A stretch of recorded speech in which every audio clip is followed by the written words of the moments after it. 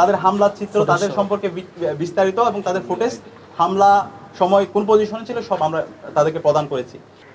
15 জুলাই ছাত্রলীগের সন্ত্রাসীরা বহিরাগত নিয়ে এসে এবং বিশ্ববিদ্যালয়ের সন্ত্রাসীরা যে কায়দায় হামলা করেছে ঠিক একই কায়দায় তার চাইতে জঘন্যভাবে শাহবাগ থানায় এই ছাত্রদলের সন্ত্রাসী হামলা করেছে এবং সেই হামলার চিত্রগুলো আপনাদের কাছে আছে। এবং আমরাও আজকে ডাকসুর পক্ষ থেকে 7 সদস্যের একটা তদন্ত কমিটি করেছি, একদম ডিটেলস 22 জনের আমরা আপনাদেরকেও দিয়ে দেবো।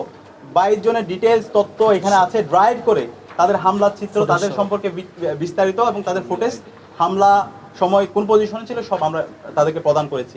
তো আমরা তাদেরকে বলেছি দ্রুত সময়ের মধ্যে এই চিহ্নিত যে সন্ত্রাসীরা আছে সকল সন্ত্রাসীদেরকে বিশ্ববিদ্যালয় থেকে তাদেরকে বহিষ্কার করতে হবে এবং বিশ্ববিদ্যালয়ের উদ্যোগে এই সন্ত্রাসীদের বিরুদ্ধে থানায় মামলা করতে হবে।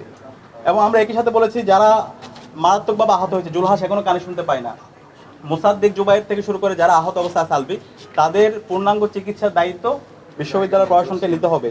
এবং একই সাথে যেই সাংবাদিকতা আমরা সবসময় বলি, সাংবাদিকদের আমরা তাদের স্বাধীনতা নিশ্চিত করতে চাই।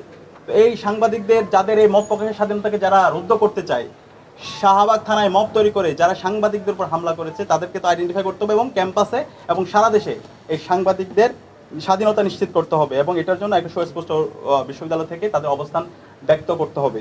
এবং একই সাথে আমরা বলেছি যেহেতু ক্যাম্পাসের মধ্যে এখন দেখতে পাচ্ছি বিভিন্ন ধরনের সহিংস হামলা বারবার হচ্ছে, হলগুলোতে গণরম গেস্টরুম কালচার ফিরে নিয়ে আসার জন্য চেষ্টা করা হচ্ছে, শিক্ষার্থীদেরকে প্রতিনিয়ত বিভিন্ন ধরনের হুমকি দেখে নেওয়ার তাদেরকে হুমকি দেওয়া হচ্ছে।